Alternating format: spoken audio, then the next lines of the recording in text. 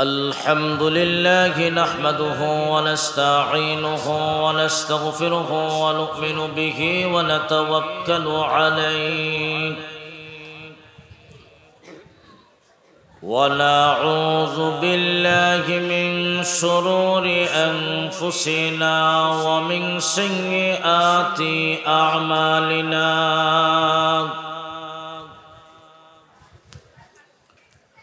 من يهده الله فلا مضل له ومن يضلله فلا هادي له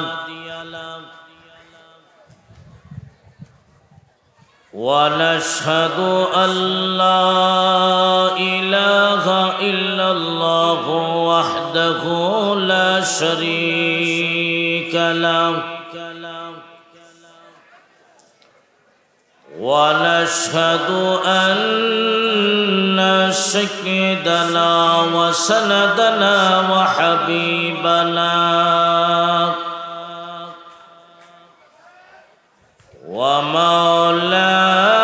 ومولانا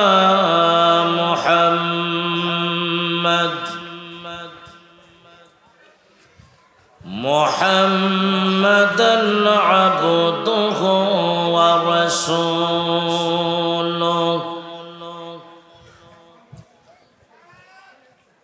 الذي أرسل إلى الناس كافة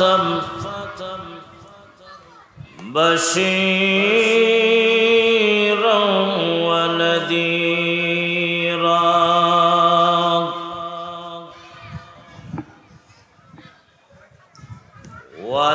وداعيا إلى الله بإذنه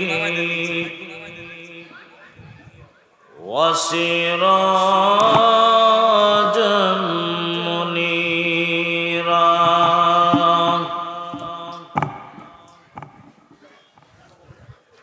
أما بعد فقد قال الله تبارك وتعالى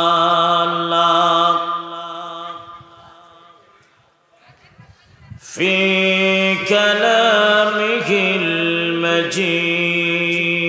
المجيد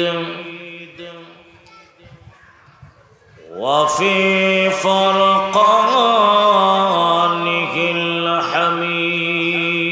الحميد أعوذ بالله من الشيطان الرجيم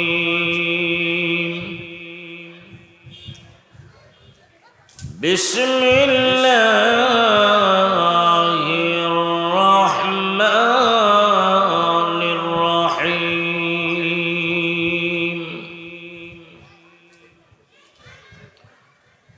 من عمل صالحا من ذكر أو أنثى وهو مؤمن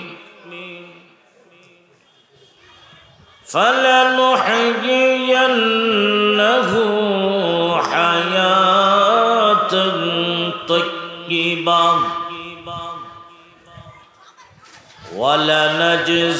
ولنجزينهم أجرهم بأحسن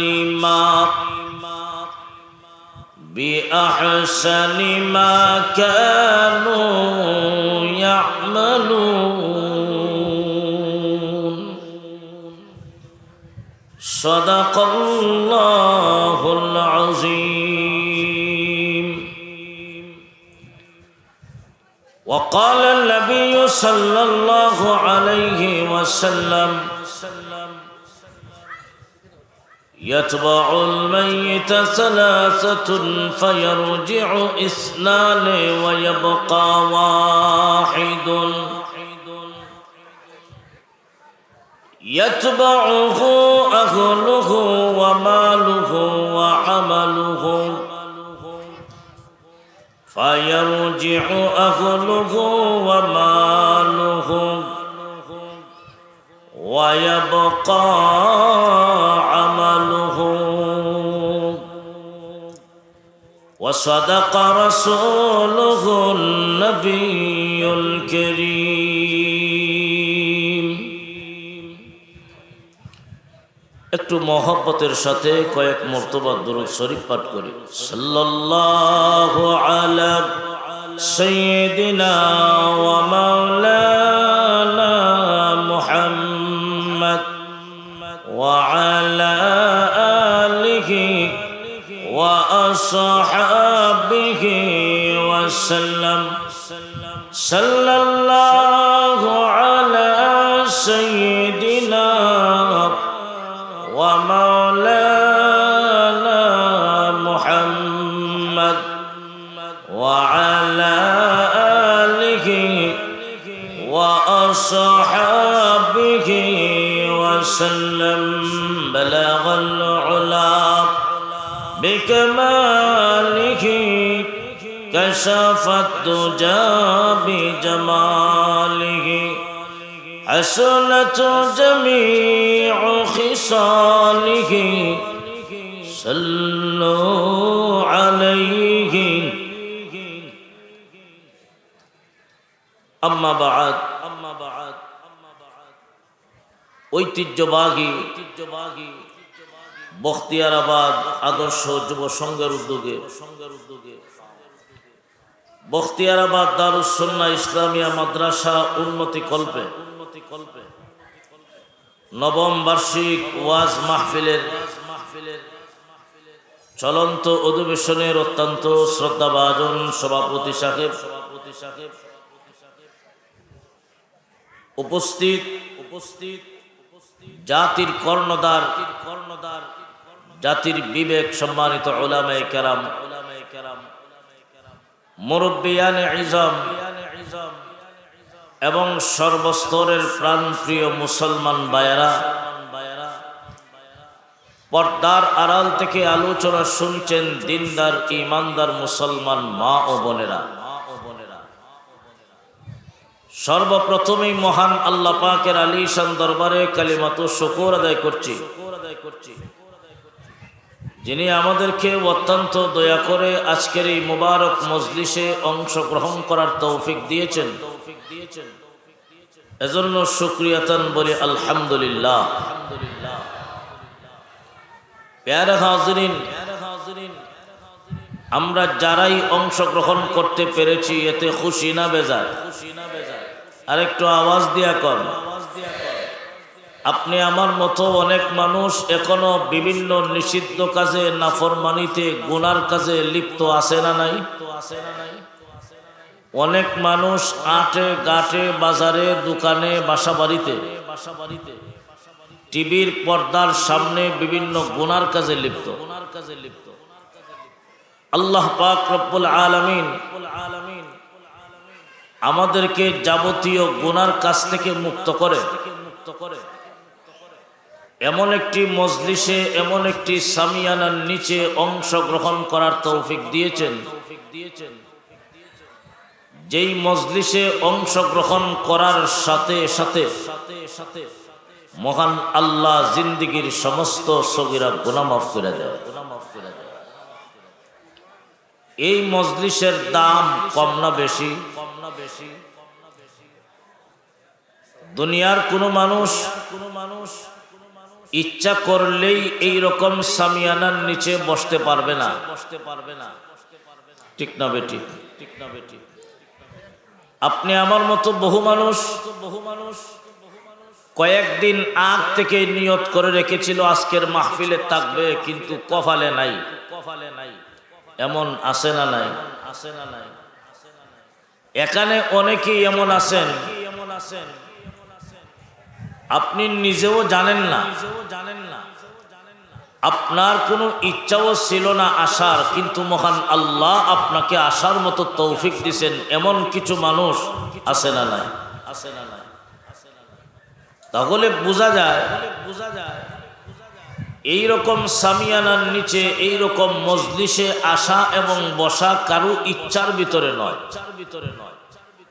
ইচ্ছা করলেই আপনি আসতে পারবেন, বসতে পারবেন, তা সম্ভব নয়। একমাত্র ওই সমস্ত ব্যক্তিরাই এইরকম মজলিসে অংশগ্রহণ করতে পারে যাদেরকে মহান আল্লাহ পছন্দ করে। এতে বোঝা যায় আল্লাহ পাক আপনি আমাকে পছন্দ করছেন, ঠিক না বেঠিক? তাই আবারও অন্তরের অন্তঃস্থল থেকে জবান খুলে উচ্চ কণ্ঠে কালিমাতু শুকর আদায় করি। সকলে জোরে সুরে বলি আলহামদুলিল্লাহ। প্যারে হাজরিন, আমি আপনাদের সামনে পবিত্র কোরআন শরীফের সূরাতুন নাহলের ৯৭ নং আয়াতে কারিমা তিলাওয়াত করছি। হুজুরে পাক সাল্লাল্লাহু আলাইহি ওয়াসাল্লামের পবিত্র জবান থেকে নির্গত ছোট্ট একখানা হাদিসে কারিমা পাঠ করেছি। আল্লাহ পাক যদি তৌফিক দান করেন, আমার তিলাওয়াতকৃত আয়াত এবং হাদিসকে সামনে রেখে আপনাদের সামনে কিছু সময় দ্বীনি আলোচনা করব। আল্লাহ যেন আমাদের সবাইকে আমলের নিয়তে শোনার তৌফিক দেন। সকলে বলুন আমিন। আমলের নিয়তে কারা কারা শুনবেন হাতটা উঠাইয়া দেখান। আল্লাহ তুমি কবুল করো, আল্লাহ তুমি কবুল করো, আল্লাহ তুমি কবুল করো। আজকের এই মজলিসে কবুল করো। এলাকাবাসীর জন্য হেদায়েতের উসিলা বানায়া দাও। আমার তিলাওয়াতকৃত আয়াত আল্লাহ পাক রব্বুল আলামিন যে বিষয়টা আলোচনা করছেন,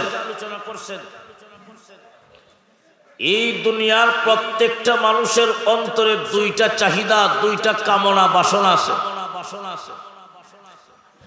আমার অন্তরেও আছে, আপনার অন্তরেও আছে।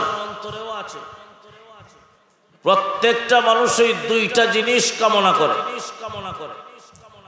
শিক্ষিত হোক, অশিক্ষিত হোক, নারী হোক, পুরুষ হোক, মুসলমান হোক আর কাফের হোক, দুনিয়ার প্রত্যেকটা মানুষই এক নম্বরে একটা জিনিস চায়। আমিও চাই, আপনিও চান। যতদিন আপনি আমি পৃথিবীতে থাকবো, মরণ পর্যন্ত যেন একটু সুখে শান্তিতে বসবাস করি, এই চাহিদা আমাদের আছে না নাই? দুই নাম্বার, প্রত্যেকটা মানুষই এটাও চায় আমি যেদিন পৃথিবীর থেকে বিদায় হয়ে যাব, আমি যেন মৃত্যুর হরে জান্নাতি হই। জান্নাতে যাওয়ার আশা আছে না নাই? নামাজ পড়ুক আর না পড়ুক, জান্নাতে যাওয়ার আশা আছে। হিন্দু যারা তারাও চায় আমি যেন মৃত্যুর হরে স্বর্গে যাই। ঠিক না বেটি? তাহলে এক কথায় তাম দুনিয়ার প্রত্যেকটা মানুষই চায় আমি যতদিন পৃথিবীতে থাকবো, মরণ পর্যন্ত যেন একটু সুখে শান্তিতে থাকতে পারি। এটা হলো এক নম্বরের চাহিদা। এখন আপনারা জবাব দিবেন, সারা দুনিয়ার মানুষ শান্তি চায় কথা ঠিক, শান্তির জীবন যাপন করবে এটা চায় কথা ঠিক, কিন্তু সবাই কি শান্তি পায়? আরো জোরে। সবাই শান্তি চায়, চাওয়ার মাঝে কোনো কমতি নেই, কিন্তু সবাই শান্তি পায়? আজকে তাকায়া দেখেন, অনেক মানুষ ব্যক্তিগত জীবনে শান্তি পাবে দূরের কথা, অশান্তির কোনো সীমা নাই। পারিবারিক জীবনের দিকে তাকায়া দেখবেন, পারিবারিক জীবনে অশান্তি আর অশান্তি। অনেক মানুষ দেখবেন টাকা পয়সার অভাব নাই, কিন্তু পারিবারিক জীবনে শান্তি নাই, সামাজিক জীবনেও শান্তি নাই, রাষ্ট্রীয় জীবনে শান্তি নাই। অথচ সারা দুনিয়ার মানুষ শান্তির পিছনে দৌড়ায়, এরপরেও শান্তি পায়? আপনারা জবাব দেন, শান্তি দেওয়ার মালিককে? আরো জোরে কোন শান্তি দেওয়ার মালিক কে? আল্লাহ দুনিয়ার জীবন তোমাদেরকে শান্তির জীবন বানায়া দিবেন, আর তোমাদের মনের 2 নম্বর চাহিদা মৃত্যুর পরে জান্নাত দিবেন, বিনা শর্তে নয়। আমার তিলাওয়াতকৃত আয়াত আল্লাহ পাক রব্বুল আলামিন এই শর্তটাই তুলে ধরছেন। দুনিয়ার যেই মানুষটা আল্লাহর দেওয়া 2টা শর্ত মানতে পারবে, আল্লাহর দেওয়া 2টা শর্ত যারা মেনে নিবে, আল্লাহ তাদের মনের 2টা চাহিদা পূরণ করবেন, দুনিয়ার জীবন শান্তির বানায়া দিবেন। যেই দিন 2টা চক্ষু বন্ধ হয়ে যাবে, যেই দিন পৃথিবীর থেকে বিদায় হয়ে যাবে, মরতে দেরি হবে, মরতে দেরি হবে, আল্লাহর তৈরি জান্নাতের মেহমান হতে দেরি হবে না। শর্ত কয়টা? শর্ত কয়টা? শর্ত কয়টা? শর্ত কয়টা? মান আমিলা সালিহাম মিন যাকারিন আও উনসা ওয়া হুয়া মুমিন ফালানুহয়িয়ান্নাহু হায়াতান তাইয়্যিবাহ ওয়ালানাজজিয়ান্নাহুম আজরাহুম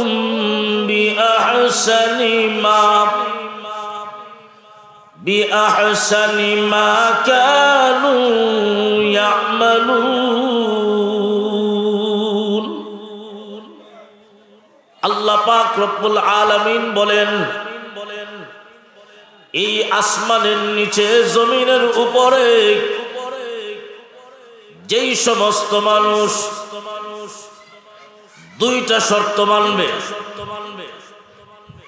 1 নাম্বার হলো এই আসমানের নিচে জমিনের উপরে যেই সমস্ত মানুষ এক আল্লাহর উপর বিশ্বাস স্থাপন করবে, যাদের পরিচয় হলো মুমিন, ইমানদার। আমরা এখানে যারা আছি, আমরা বিশ্বাস করি আসমান আর জমিনের মালিককে। আরো জোরে, এক আল্লাহর উপর যারা বিশ্বাস স্থাপন করে, এই দুনিয়াতে তাদের পরিচয় হলো মুমিন, ইমানদার।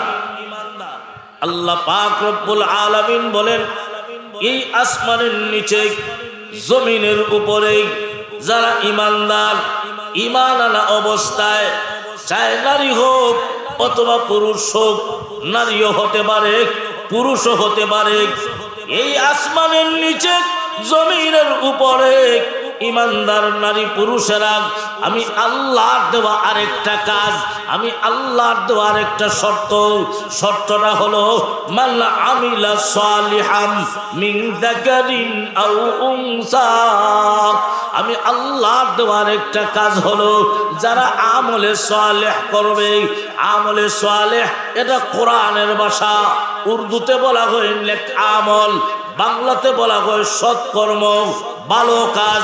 আল্লাহ পাক রব্বুল আলামিন জানিয়ে দিলেন, হে দুনিয়ার মানুষেরা, এই আসমানের নিচে জমিনের উপরে যারা আমাকে এক বলে বিশ্বাস করবে, একত্ববাদের উপর বিশ্বাস স্থাপন করবে, আর সাথে সাথে এই দুনিয়ার কোন স্থায়ী জীবনে যারা নেক আমল করবে, ভালো কাজ করবে, এই 2টা শর্ত যারাই মানবে, আমি আল্লাহ ওই সমস্ত ইমানদার নারী পুরুষকে 2টা পুরস্কার দান করব।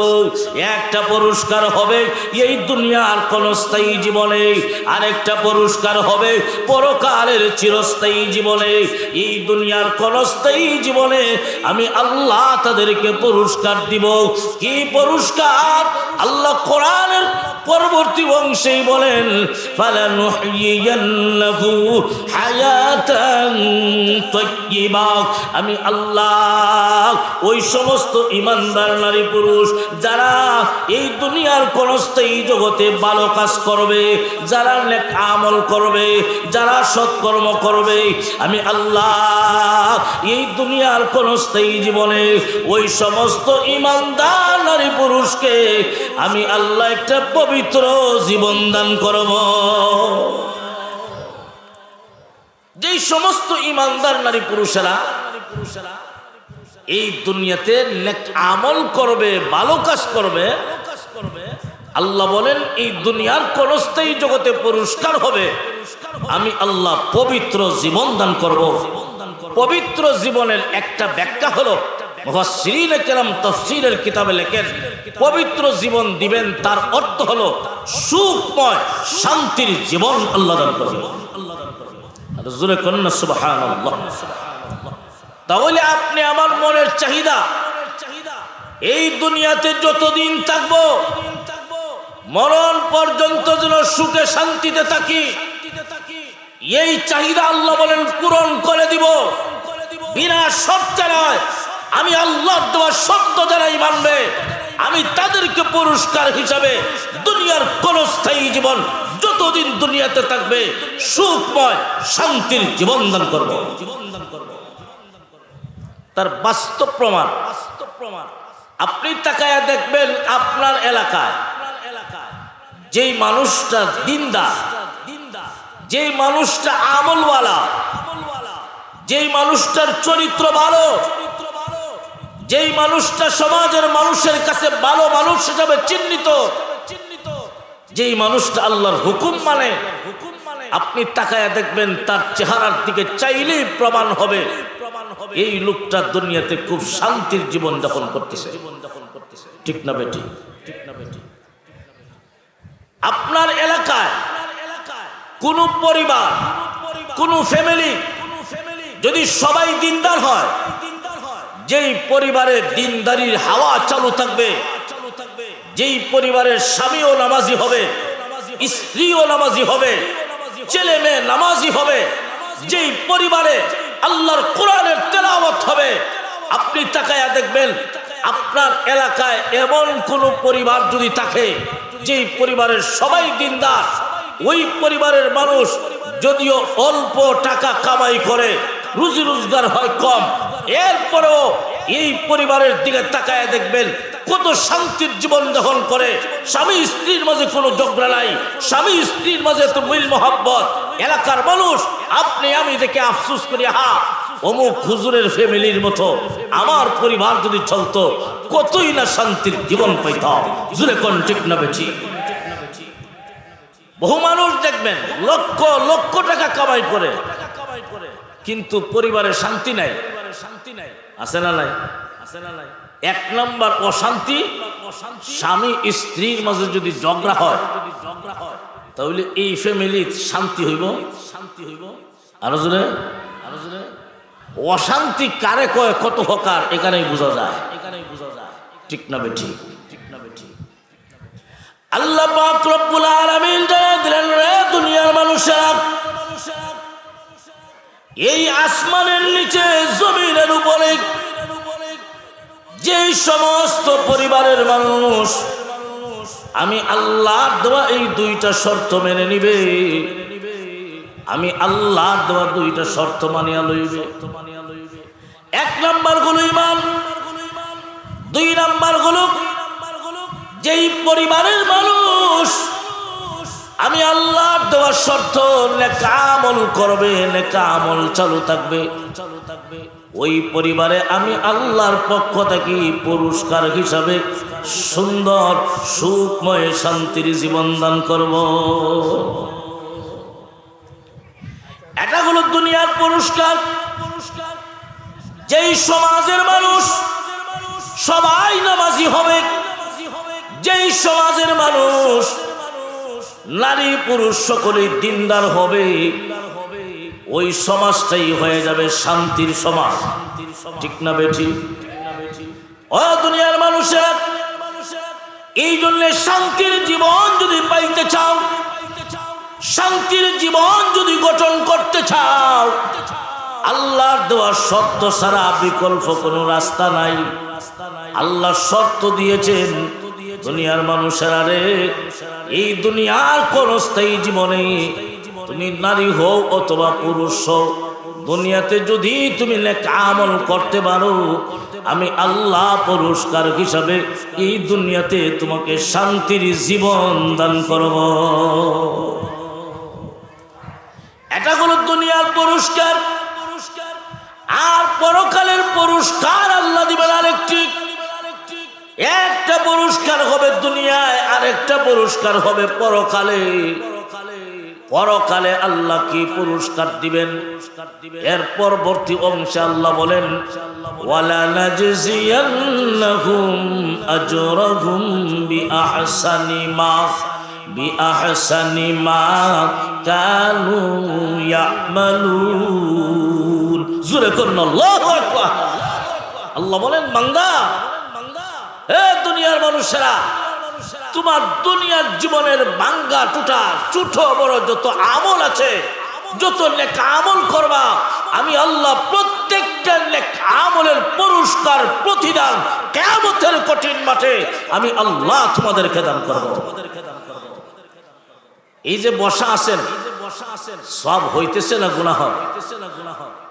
কথা বলেন, আমার কথা বুঝেননি আপনারা? এই যে বসা আছেন, যতক্ষণ পর্যন্ত বসা থাকবেন আপনার আমল নামায় নফল ইবাদতের সব লেখা হবে। এই মাহফিলটা যদি আল্লাহর কাছে কবুল হয়, কিয়ামতের দিন আমাদের সকলের জন্য নাজাতের উসিলা হয়ে যাবে। এই যে বসা আছেন, এই যে সব হয়, এটার প্রতিদানও আল্লাহ হাসরের মাঠে দিবেন। এই বিশ্বাস আমাদের আছে না নাই? আমাদের জীবনের ছোট বড় নেক আমলের প্রতিদান, বদলা, জাযা আল্লাহ দিবেন হাসরের মাঠে। এই বিশ্বাস আমাদের 100% আছে। কিন্তু নেক আমলের পুরস্কার আল্লাহ কি দিবেন এটাও জানা দরকার। পুরস্কার দিবেন কথা ঠিক, কিন্তু কি হইবে? কোরআনের অন্য আয়াত আল্লাহ বলেন, ইন্নাল্লাযীনা আমানু ওয়া আমিলুস সালিহাত কানাত লাহুম জান্নাতুল ফিরদাউসি নুজুলা।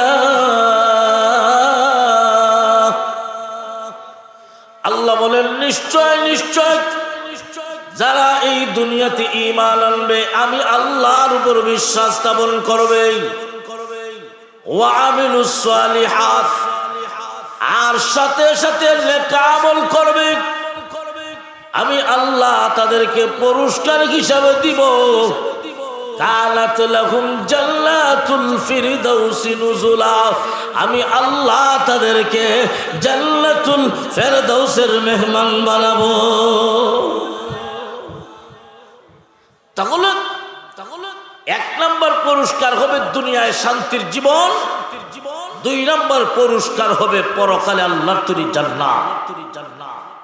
এই 2টা চাহিদা, দুনিয়াতে শান্তিতে থাকা আর মৃত্যুর পরে জান্নাত পাওয়া, আমরার অন্তরের চাহিদা আছে না নাই? আরো জোরে করে আছে না নাই? তোমার মনের চাহিদা পূরণ করে দিব, বিনা শর্তে নয়। আমি আল্লাহর দেওয়ার শর্ত যারাই মানবে, চাই নারী হোক অথবা পুরুষ হোক, যারাই মানবে, সে যদি দরিদ্র হয় কোনো সমস্যা নাই, দিন মজুর হয়, আল্লাহর দেওয়ার শর্ত যারাই মানবে, আল্লাহ তাদেরকে এই 2টা পুরস্কার দান করবেন। এর মাঝে কোনো সন্দেহ ভাই? এই দুনিয়াতে আমরা সবাই আল্লাহর দৃষ্টিতে সবাই আল্লাহর গোলাম, ঠিক না বেটি? আমরা কার গোলাম? আরো জোরে কোন কার গোলাম? আমাদের মুনিব হলেন আল্লাহ। আমি যখন এই কথাটা চিন্তা করব, আমি গোলাম, গোলামের কোনো বাহাদুরি নাই, গোলামের কোনো অহংকার নাই, ধনী গরিব সবাই সমান, সকলেই আল্লাহর গোলাম। এই কথাটা যখন মনে প্রাণে বিশ্বাস করব আর কাজে বাস্তবায়ন করব, তবেই আমরা সফল হব, ঠিক না বেটি? আজকে দেখেন, আমরা প্রত্যেকেই এই কথাটা মুখে দাবি করি, মুখে স্বীকার করি, আমরা আল্লাহর গোলাম, কিন্তু গোলামি করি না। মুখে বলি আল্লাহর গোলাম, নামাজ পড়ি না, মুখে বলি আল্লাহর গোলাম, সুদ খাওয়া ছাড়ি না। মুখে বলি আল্লাহর গোলাম, আল্লাহর হুকুম মানি না। আমাদের মুখের দাবি আর কাজ দুটোটা এক না ভিন্ন? ভিন্ন। আমি মুখে দাবি করলাম আমি গোলাম, গোলামের দায়িত্ব হলো তার মুনিবের কথা মানা, ঠিক না বেঠিক? তার মুনিবের গোলামি করা, তার মুনিবের হুকুম মোতাবেক দুনিয়ার জীবন চালানো। এটা ধনী গরিব প্রতিটা গোলামের দায়িত্ব। জুড়ে কোন ঠিক না বেঠিক? তাহলে আমাদের কথা আর কাজ এক নয়। কিন্তু মনে রাখবেন, যেই সমস্ত মানুষ এই কথাটা অন্তরে জায়গা দিতে পারবে আমি কিছুই না, আমি তো গোলাম, গোলামের কোনো স্বাধীনতা নাই, গোলামের কোনো ইচ্ছা নাই, গোলামের কোনো মত নাই, গোলামের কোনো পথ নাই। আমি যার গোলাম তার কথা মানা আমার দায়িত্ব, আমার আল্লাহকে রাজি খুশি করা আমার দায়িত্ব, আমার আল্লাহর হুকুম মানা আমার দায়িত্ব। সুতরাং আমি যেহেতু গোলাম, আমার কোনো স্বাধীনতা নাই। আল্লাহ বলেন সত্যিকারের গোলাম যদি হতে পারো, সত্যিকারের গোলাম যদি করে দুনিয়ার জীবনটা কাটাইয়া দিতে পারো, পরকালে আমি আল্লাহ তোমাকে এমন একটা জীবন দান করব যেই জীবনে তোমাকে স্বাধীনতা দেওয়া হবে। সুবহানাল্লাহ। এই দুনিয়াতে যেহেতু আমরা গোলাম, আমাদের দায়িত্ব হলো গোলামি করা। গোলামি করব কার? একটা গোলামির কথা বলি, একটা গোলামি, সবচাইতে বড় গোলামি, সবচাইতে বড় বন্দিগি হলো বান্দা আল্লাহর কুদরতি পায়ে সেজদা দেওয়া। এটা গোলামের সর্বোচ্চ আলামত, ঠিক না বেঠিক? গোলামের সর্বোচ্চ আলামত আমি যার গোলাম, আমার সম্মানিত কপাল, সম্মানিত মাথা নত করব তার সামনে, ঠিক না বেঠিক? লক্ষ্য করে দেখেন, আল্লাহ এই পৃথিবীতে যত মাখলুক বানাইছেন, সমস্ত মাখলুক তিন প্রকার। এক প্রকারের মাখলুক চলাফেরা করতে পারে, আরেক প্রকারের মাখলুক চলাফেরা করতে পারে না। চলাফেরা করতে পারে অথবা চলাফেরা করতে পারে না। এই দুই প্রকারের মাখলুক হলো প্রাণী, প্রাণী যাদের প্রাণ আছে। যেমন আমি মানুষ চলাফেরা করতে পারি, আমার প্রাণ আছে। একটা গাছ চলাফেরা করতে পারে না, কিন্তু তার প্রাণ আছে না নাই? তাহলে এই দুই প্রকার হলো প্রাণী। আরেক প্রকারের মাখলুক হলো অপ্রাণী, যেটার প্রাণ নাই, নিষ্প্রাণ। যেমন পাথর, পাথর, পাথরের প্রাণ নাই। প্রাণী বলতেই বোঝা যায় তার মাথা আছে, মাথা বিশিষ্ট। একটা প্রাণীর সবচেয়ে দামি অঙ্গটা হলো মাথা, ঠিক না বেটি? মাথাটা হলো সবচেয়ে দামি। আপনি তাকায় দেখবেন এই পৃথিবীতে আল্লাহ যত প্রাণী বানাইছেন, সকল প্রাণীর মাথা আল্লাহ নিচের দিকে ঝুঁকায় দিছেন, একমাত্র মানুষ ছাড়া। সুবহানাল্লাহ। হাঁস, মুরগি, বেড়া, দুম্বা, উট, ছাগল যা কিছু আছে সবগুলার মাথা আল্লাহ নিচের দিকে ঝুঁকায় দিছেন। একটা গাছ, গাছের পাতার আগার দিকে লক্ষ্য করবেন, গাছের পাতা, তার আগাটাকেও আল্লাহ নিচের দিকে ঝুঁকায় দিছেন। জোরে বলুন না সুবহানাল্লাহ। কিন্তু মানুষ একমাত্র এমন প্রাণী যার মাথা আল্লাহ নিচে দেয় নাই, মধ্যখানে দেয় নাই, আল্লাহ উপরে ফিট করে বুঝাই দিছেন, ওরে মানুষ তুমি বড় সম্মানী, আর তুমি যেমন সম্মানী, তোমার অঙ্গ প্রত্যঙ্গের মাঝে সবচেয়ে দামি অঙ্গ মাথা। যুক্তিগতভাবে দামি জিনিস নিচে থাকতে পারে না, আমি আল্লাহ মধ্যখানে দেয় নাই, উপরে ফিট করে দিলাম, বুঝাই দিলাম তোমার মাথা বড় সম্মানী, যথায় তথায় নত করতে পারবে না। কোনো পীরের সামনে মাথা নত করা যাবে না, কোনো বাবার সামনে মাথা নত করা যাবে না, কোনো মাজারে মাথা নত করা যাবে না। তোমার মাথা যদি নত করতে হয় একমাত্র আল্লাহর কুদরতি পায়ে নত করবা।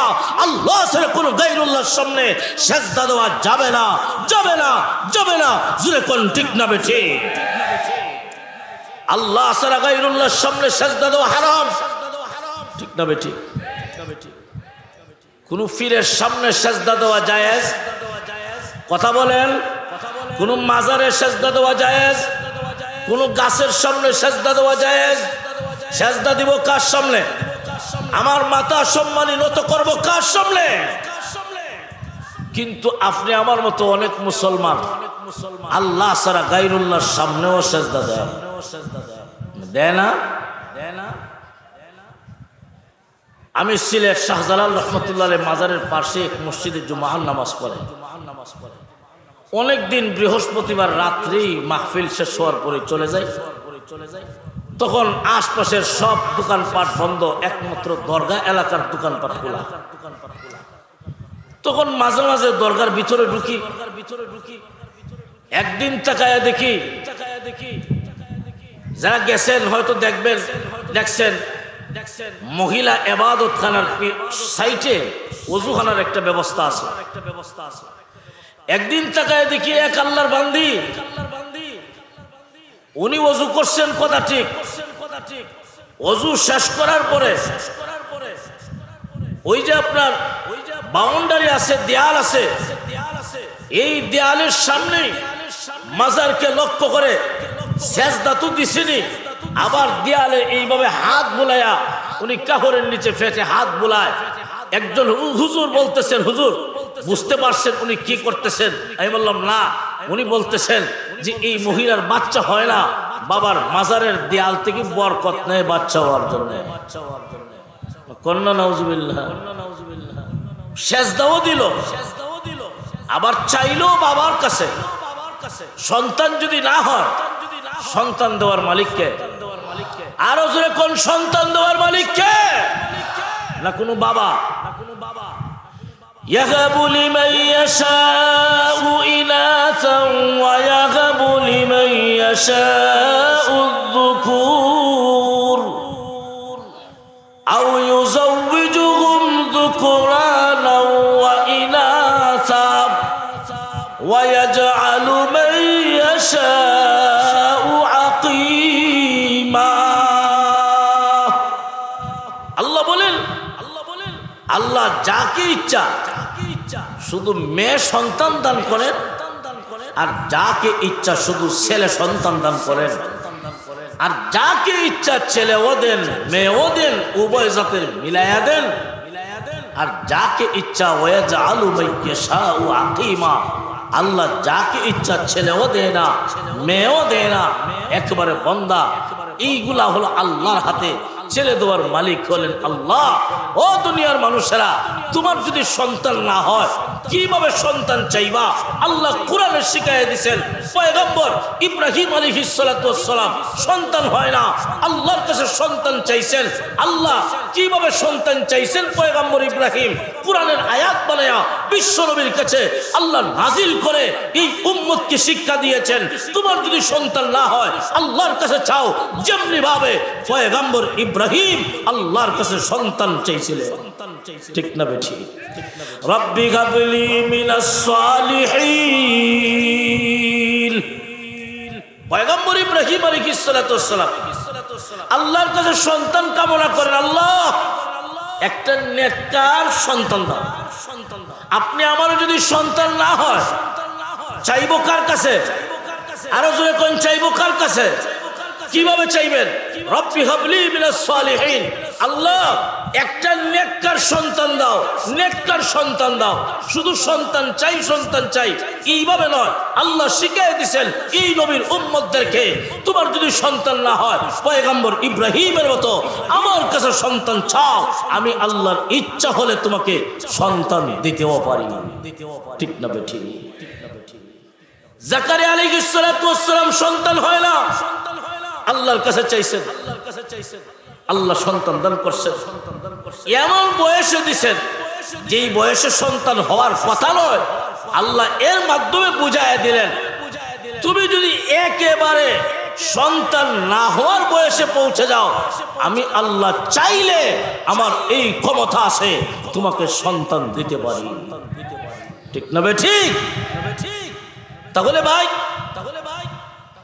আমার যা কিছু প্রয়োজন, সন্তানের প্রয়োজন, মালের প্রয়োজন, যা কিছু প্রয়োজন, আল্লাহর নবী হাদিস শরীফের মাঝে বলেন, হে উম্মতের দলেরা, তোমার জুতার ফিতাও যদি ছিঁড়ে যায়, জুতার বেল্ট, এই বেল্টটাও যদি ছিঁড়ে যায়, দুনিয়ার কারো কাছে চাইও না, আল্লাহর কাছে চাও। ঠিক না বেঠি? তাহলে চাইবো কার কাছে? আর ইবাদত করব কার? সেজদা দিব কার সামনে? আল্লাহর সামনে সেজদা দিব। তাহলে আমাদের মতো মুসলমান যারা আল্লাহর সামনেও সেজদা দেয়, আবার মাজারে গিয়া বাবার মাজারেও সেজদা দেয়, আপনারা বলুন এরা 1 নম্বর মুমিন না 2 নম্বর মুমিন? আমি কইতাম না, আপনারা বলেন এরা কি নির্বেজাল মুমিন না বেজাইল মুমিন? বেজাল মুমিন। ও দুনিয়ার মুসলমান ইমানদার, যতদিন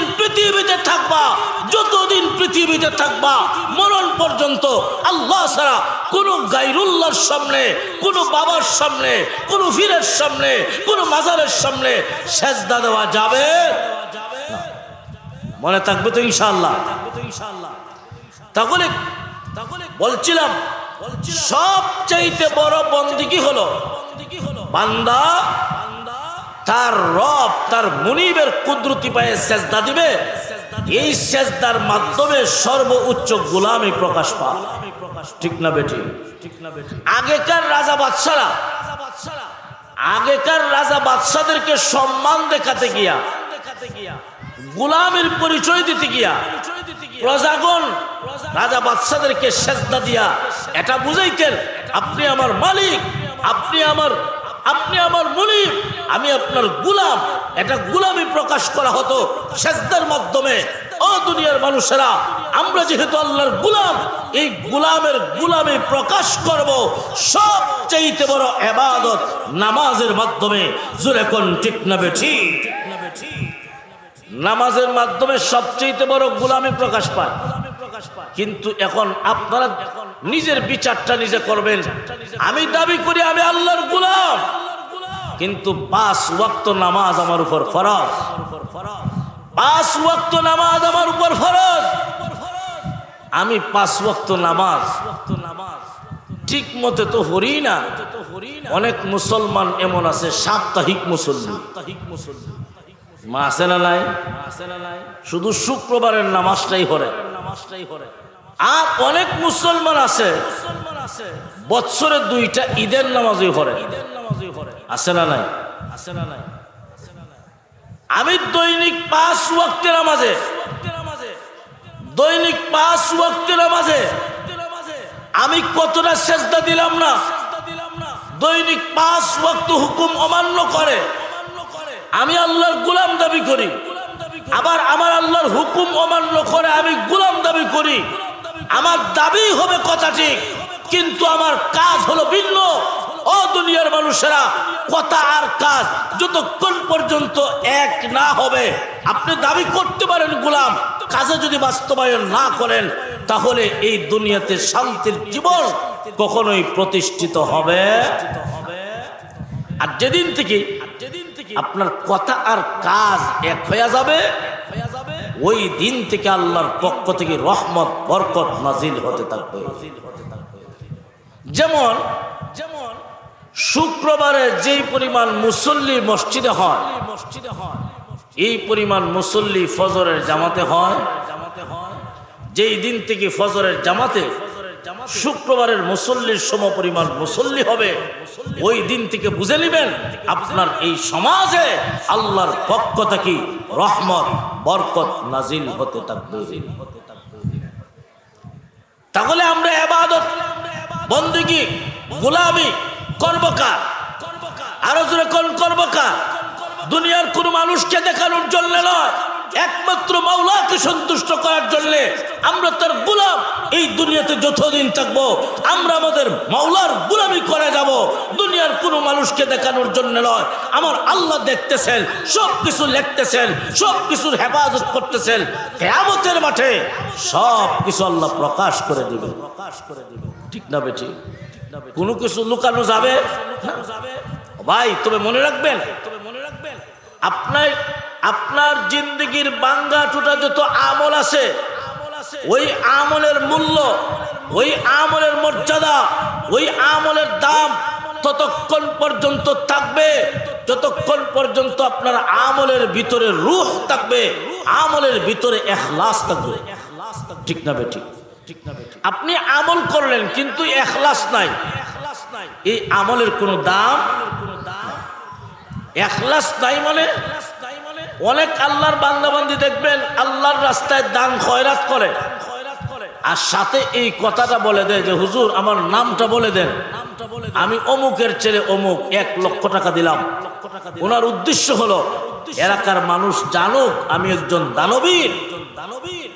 ওনার উদ্দেশ্য যদি এমন হয়, ওনার উদ্দেশ্য যদি এমন হয়, তাহলে 1 লক্ষ টাকা দান খয়রাত করেও কোনো লাভ আছে? পৃথিবীর মানুষের আপনার জিন্দগির ছোট বড় আমল আপনি যাই করেন না কেন, আপনার আমলের ভিতরে যদি ইখলাস থাকে, ইখলাস হলো মনের নিয়ত, ফিয়র কোনো বেজাল নাই, নির্বেজাল নিয়ত, এটা হলো ইখলাস। আমি নামাজ পড়বো একমাত্র আমার মাওলাকে সন্তুষ্ট করার জন্যে, দুনিয়ার কোনো মানুষকে দেখানোর জন্য নয়। আমি দান খয়রাত করব দুনিয়ার কোনো মানুষকে দেখানোর জন্য নয়, আমার মাওলাকে সন্তুষ্ট করার জন্যে।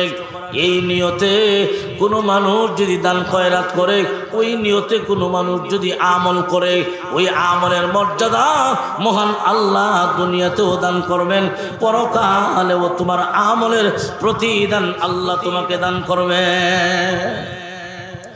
ও দুনিয়ার মানুষের, আমাদের আকাবির আসলাফের আমল ছিল, বড় বড় আমল করতেন, বড় বড় আমল করতেন, কিন্তু দুনিয়ার কোনো মানুষ জানুক এটা তাদের অন্তরে ছিল না। ঠিক না বেঠিক? কিন্তু আপনি আমি অনেক মানুষ দেখবেন এমন আছেন আমল করেন কিন্তু মানুষকে দেখানোর জন্য। আছে না নাই? বেশি দিন আগের কথা নয়, আমাদের ভারতবর্ষের একজন আল্লাহর বান্দা, আল্লাহর ওলি খাজা কুতুবউদ্দিন বখতিয়ার খাকি রহমতুল্লাহ আলাইহি, নাম শুনছেন নি আপনারা? খাজা কুতুবউদ্দিন বখতিয়ার খাকি রহমতুল্লাহ আলাইহি, যার নামে এখনো ভারতে দিল্লিতে কুতুব মিনার দাঁড়িয়ে আছে, যার স্মরণে এত বড় আল্লাহওয়ালা, এত বড় বুজুর্গ খাজা কুতুবউদ্দিন বখতিয়ার খাকি রহমতুল্লাহ আলাইহি ইন্তেকালের আগ মুহূর্তে ওসিয়ত করেছিলেন, আমি যেদিন পৃথিবী থেকে বিদায় হয়ে যাব, আমি যেদিন মারা যাব, যাকে তাকে দিয়ে আমার জানাজার নামাজ পড়ায় না। উনি ওসিয়ত করেছিলেন আমার জানাজার নামাজ ওই লোকের মাধ্যমে তোমরা পড়াইবা যার মাঝে 4টা গুণ থাকবে, 4টা গুণ। 1 নম্বর গুলো, ওই লোক আমার জানাজার নামাজ পড়াবে যার জীবনে কোনো দিন বালেগ হওয়া থেকে আমার জানাজার দিন পর্যন্ত জীবনে কোনো দিন 5 ওয়াক্ত ফরজ নামাজ জামাতের তাকবীরে উলা ছুটে যায় নাই। সুবহানাল্লাহ বলবেন না? বালেগ হওয়া থেকে আমার জানাজার দিন পর্যন্ত জীবনে কোনোদিন 1 ওয়াক্তের ফরজ নামাজ জামাতের তাকবীরে উলা ছুটে যায় নাই। এটা হলো 1 নম্বর গুণ। এমন কেউ আছেন এখানে যে জীবনে 1 ওয়াক্ত ফরজ নামাজ জামাতের তাকবীরে উলা ছুটে নাই? এমন কেউ আছেন? সারা বাংলাদেশেরই আছে। 1 নম্বর শর্ত, শর্তটা সহজ না কঠিন? সহজ না কঠিন? কঠিন। আল্লাহর ওলি খাজা কুতুবউদ্দিন বখতিয়ার খাকি রাহমাতুল্লাহি আলাইহি আরেকটাও শর্ত দিলেন, আমার জানাজার নামাজ ওই লোক দিয়া পড়াইবা যার মাঝে 2 নাম্বার গুণ হবে, যার জীবনে কোনোদিন এক রাত্রের তাহাজ্জুদের নামাজও কাজা হয় নাই। জীবনে কোনোদিন বলতে উনি যেদিন বালেগ হইছেন, যেই দিন প্রাপ্ত বয়স্ক হইছেন, ওই দিন থেকে আমার জানাজার দিন পর্যন্ত জীবনে কোনোদিন এক রাত্রের তাহাজ্জুদের নামাজও কাজা হয় নাই। সুবহানাল্লাহ। 3 নাম্বার, ওই লোক আমার জানাজার নামাজ পড়াবে যার জীবনে কোনোদিন এক ওয়াক্তের আসরের সুন্নত নামাজ কাজা হয় নাই। আসরের সুন্নত, আমরা কয়জনে আসরের সুন্নত নামাজ পড়ি? আল্লাহর ওলি খাজা কুতুবউদ্দিন বখতিয়ার খাকি রাহমাতুল্লাহি আলাইহি বলেন, ওই লোক আমার জানাজার নামাজ পড়াবে যার জীবনে কোনোদিন আসরের 4 রাকাত সুন্নত নামাজ পর্যন্ত কাজা হয় নাই। এটা হলো 3 নাম্বার। 4 নাম্বার হলো ওই লোক আমার জানাজার নামাজ পড়াবে যার জীবনে কোনোদিন বেগানা মহিলার দিকে তাকাইয়া গুনাহের কল্পনা করে নাই। কয়টা গেল? কয়টা? 4টা। 1 নাম্বার, যার জীবনে কোনোদিন এক ওয়াক্তের ফরজ নামাজ জামাতের তাকবীরে উলা ছুটে নাই।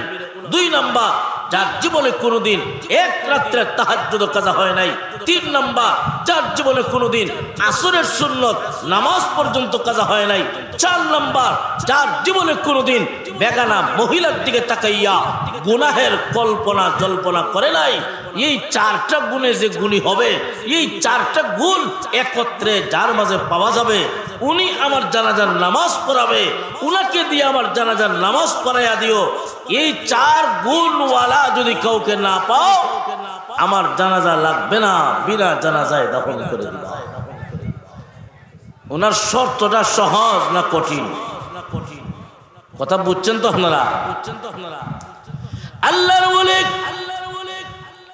খাজা কুতুবউদ্দিন বখতিয়ার খাকি রাহমাতুল্লাহি আলাইহি যেদিন পৃথিবী থেকে বিদায় হয়ে গেছেন, সারা দুনিয়ার বিভিন্ন প্রান্তে ওনার বক্তবিন্দরা ছড়ানো ছিটানো।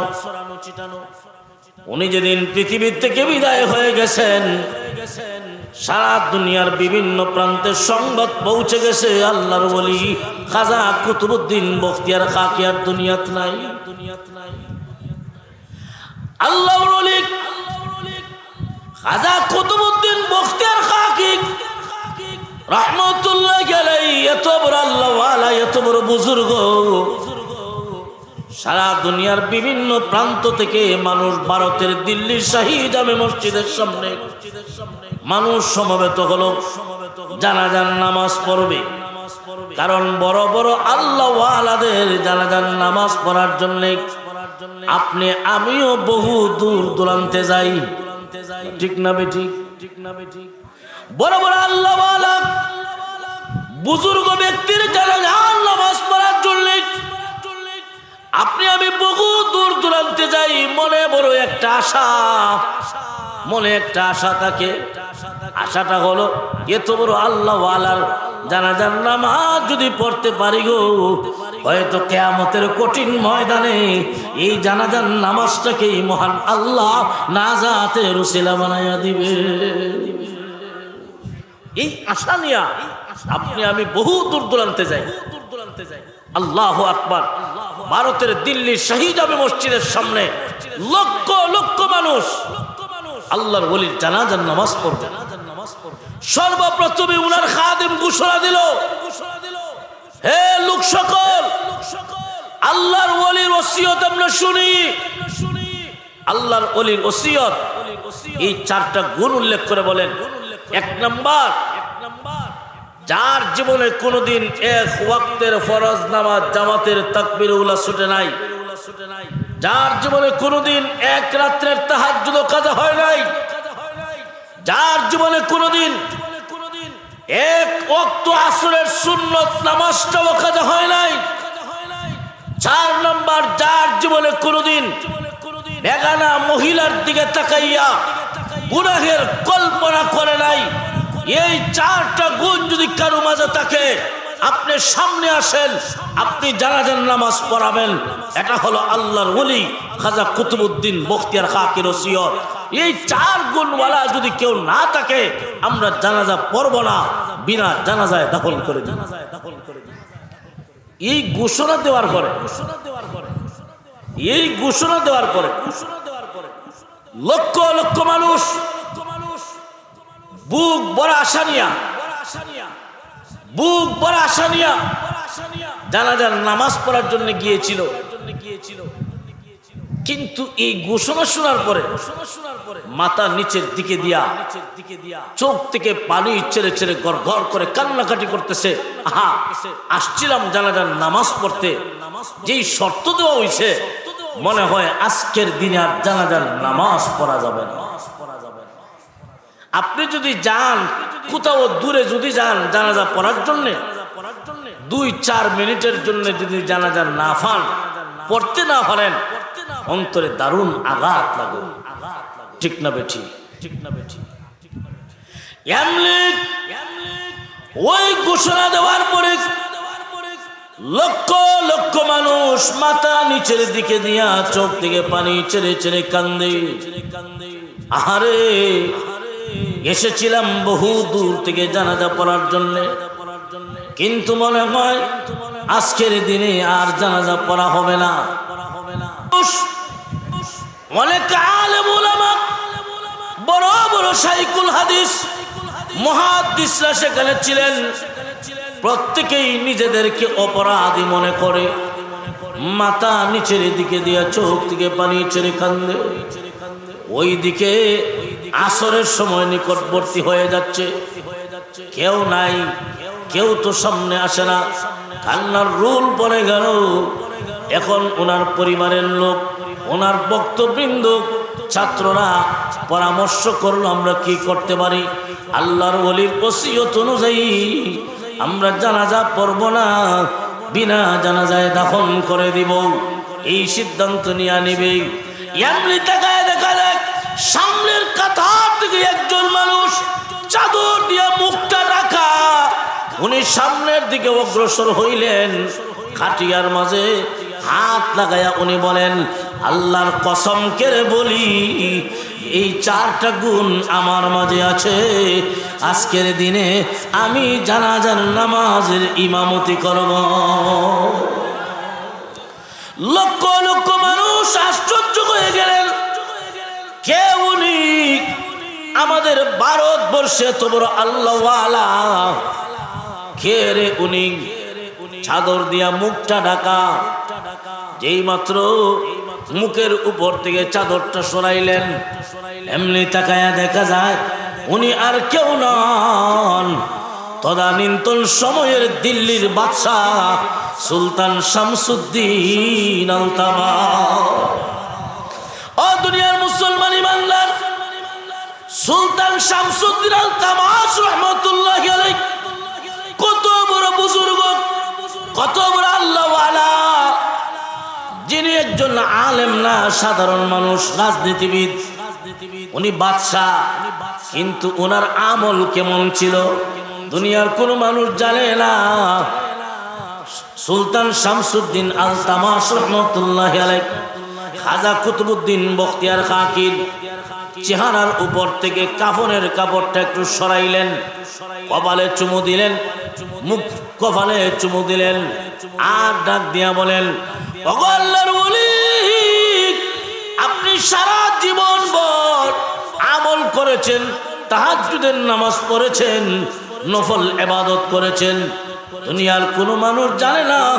আপনারা আমলগুলা লুকায়িত, আমিও আমল করেছিলাম, দুনিয়ার কোনো মানুষ জানতো না। আপনি যাবার সময় আমার আমলগুলা আজকে লক্ষ লক্ষ মানুষের সামনে আজকে প্রকাশ করে দিলেন। আমার আমলগুলা মানুষ জানতো না, আজকে লক্ষ লক্ষ মানুষ জেনে ফেলেছে আমার আমলগুলা।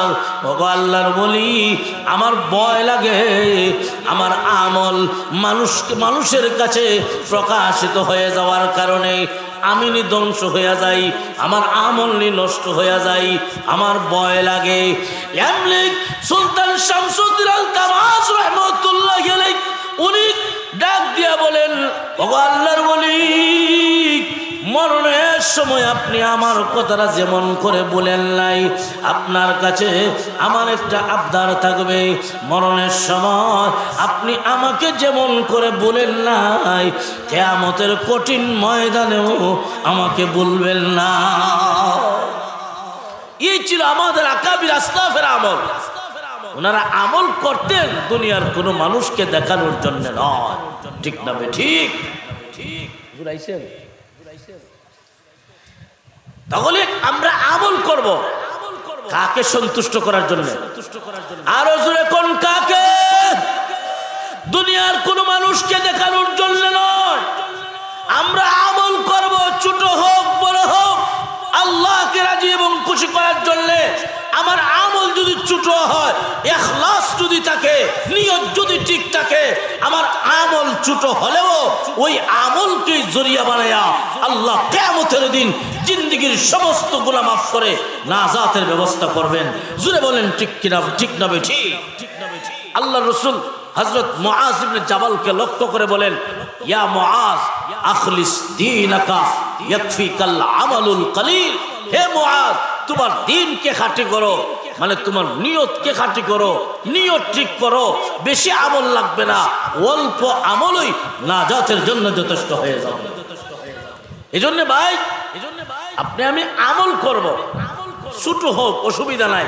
নিয়ত ঠিক করেন যে আমি দুনিয়ার কোনো মানুষকে দেখানোর জন্য নয়। 2 রাকাত নামাজ পড়েন দুনিয়ার কোনো মানুষকে দেখানোর জন্য নয়। আল্লাহর রাস্তায় দান খয়রাত করেন দুনিয়ার কোনো মানুষকে দেখানোর জন্য নয়। উদ্দেশ্য হবে আমার মাওলাকে সন্তুষ্ট করার জন্য। ওই আমল যদি ঠিক থাকে, নিয়ত যদি ঠিক থাকে, আল্লাহ ওই ছোট আমলকে উসিলা বানায়া আপনি আমার জিন্দেগীর সকল অপরাধ মাফ করে চিরস্থায়ী ঠিকানা জান্নাত বানায়া দিবে। ও ভাই, আজকের এই মাহফিল আপনাদের বখতিয়ারাবাদ দারুস সুন্নাহ ইসলামিয়া মাদ্রাসার উন্নতি করবে।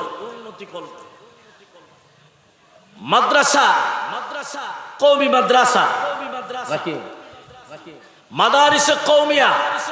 মাদ্রাসা কোন দিকে? পিছনে। এই যে মাদ্রাসা আপনাদের বখতিয়ারাবাদে অবস্থিত, কিন্তু তার সম্পর্ক আল্লাহর আরশের সাথে। সুবহানাল্লাহ কর।